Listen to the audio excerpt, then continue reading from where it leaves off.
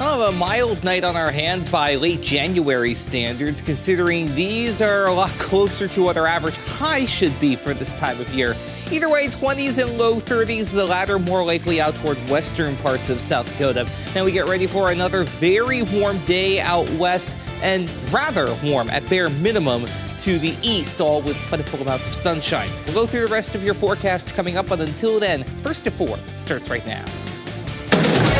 Live from KELOLAND Media Group. KELOLAND News, first at 4. Crews battle a large fire overnight in western KELOLAND. We'll look at the damage and what we know about the fire coming up. Plus, lawmakers are back to work in Pierre. A look at a few of the top issues up for debate. And U.S. lawmakers are working on a deal that would shake up border policy and immigration law. Closer look at that just ahead. Good afternoon, and thanks for tuning in to First at 4. I'm Don Jorgensen. And I'm Kelly Volk. It was a busy morning for crews in Pennington County after a business fire was reported around 1 this morning. Crews were called to the Timber West Manufacturing, which is under the Forest Products Distribution Company. Several fire departments and other agencies responded to the 3-alarm fire to assist. So the first alarm usually has 4 to 5 departments. Second alarm will bring another 4 to 5 departments to come assist. And the reason we needed it was just because of the location we're at. We had no hydrants in this area, so we needed a lot of water transportation, so a lot of water on wheels. We're going to hear more from the manufacturing company and the fire department coming up tonight on KELOLAND News at 5. A man wanted in 3 states is behind bars after an off-duty deputy spotted him in the Pierre area. 39-year-old Terry Lee Schoenhut faces a list of charges in Nebraska, Iowa, and South Dakota. Schoenhut was believed to be potentially armed and dangerous with a history of resisting law enforcement. An off-duty Hughes County deputy sheriff spotted him at a Pierre business Saturday afternoon and alerted authorities. Schoenhut was arrested without incident. The South Dakota Highway Patrol has announced its planned sobriety checkpoints for February. The department says there will be a dozen checkpoints held in 12 different counties, including Beadle, Brookings, Lawrence, and Pennington. The Highway Patrol reminds drivers not to drink and drive, regardless of whether there is a checkpoint planned in their county. Well, we saw something over the weekend we had not seen in a long time. Oh, are you talking about the sun? The sun, yeah. We had a little bit of sunshine, but it was overcast right now, Adam? Yeah, we have some cloud cover building in as a cold front continues to sag down to our south and east. But yeah, I had to dust off the sunglasses this past weekend. It was quite the rare sight considering what we've had to deal with. But yeah, the cloud cover's back in, but at least it's cloud cover. It's not dense fog. We can at least see something on our downtown camera. 42, there's Lion Park down there at the bottom of your screen with a west wind at 13 miles per hour. Blue skies off in the distance down toward portions of northwestern Iowa. While we are at 42 now in Sioux Falls, it is an entirely different story in Rapid City. Yes, it's also breezy. You can see the camera getting jostled around with that north wind at 18 miles per hour, but 61, the air temperature, that lack of snow really being a major X factor in terms of just how warm it has been able to get out that way. In fact, we got to 64 in Rapid City. That sets a new record. The old record was 59 degrees out in Pennington County. 55, though, was your high today for Phillip, 57 in Buffalo. But once you hit the snowpack that's hanging tough, yeah, temperatures also take a pretty big hit. 43 in Pierre, that was your high today. 44 Sioux Falls and Brookings. Huron and Mitchell, 42 and 43 respectively. Worthington and Aberdeen, both coming in at 45.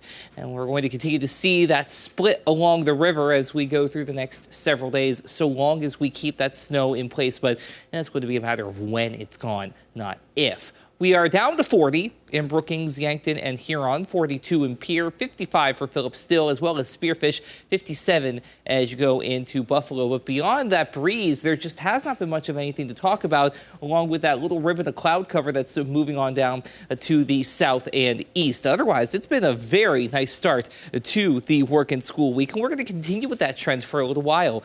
Lows tonight are going to be dropping into the low to mid-20s East River, mid-20s and low to mid-30s, and many locations out west, even near 40 towards Spearfish and portions of the hills.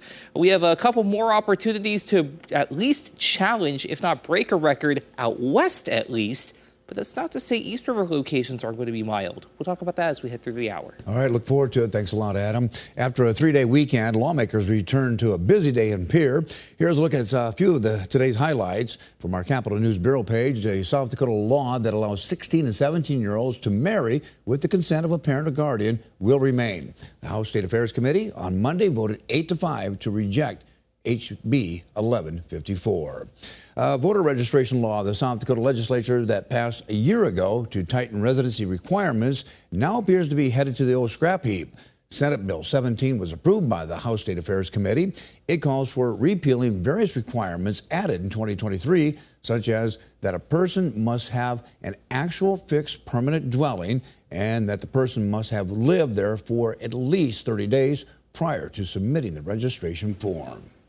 Developing this afternoon, Governor Kristi Noem will speak to a joint gathering of the state legislature on Wednesday regarding the immigration situation at the U.S.-Mexico border and South Dakota's role. The governor notified the House and the Senate with a letter that was read aloud today in each chamber. Meanwhile, South Dakota Attorney General Marty Jackley has joined more than 24 other states in supporting Texas's efforts to secure its border with Mexico. The Attorney General sent a letter to the Biden administration stating that Texas's efforts to secure the border should be supported rather than opposed. In the nation's capital, a deal around the southern border has been reached, and senators say it could be ready in a few days. But as KELOLAND Washington correspondent Basil John explains, the deal could still face opposition. Connecticut Democratic Senator Chris Murphy says a bill to reform immigration and secure the southern border is almost ready. We're finishing the text right now. The bipartisan border deal has been weeks in the making. On CNN State of the Union, Murphy said he hopes conservative Republicans won't kill the bill. The question is whether Republicans are going to listen to Donald Trump, who wants to preserve chaos at the border. The bill would provide for new presidential powers to close the border whenever unlawful crossings exceed certain levels. It would also speed up asylum case resolutions and expedite work permits. But Donald Trump has asked his allies to vote no. I'd rather have no bill than a bad bill. Oklahoma Republican Senator James Lankford told Fox News Sunday he hopes his fellow Republicans will ignore Trump and follow through on the deal. Now it's interesting a few months later when we're finally getting to the end, they're like, oh, just kidding. I actually don't want to change in law because it's a presidential election year. Even if the Senate passes the bill, it's in for a tough time in the House. President Biden has been sitting on his own hands for months on end. And he should start today by enforcing our border security laws. But sadly, he won't. The White House tells me it's on Congress to get a deal to the president's desk. We need to act. We need legislation to deal with this issue. The Senate is expected to bring the deal to the floor in the coming days. Reporting in Washington, I'm Basil John.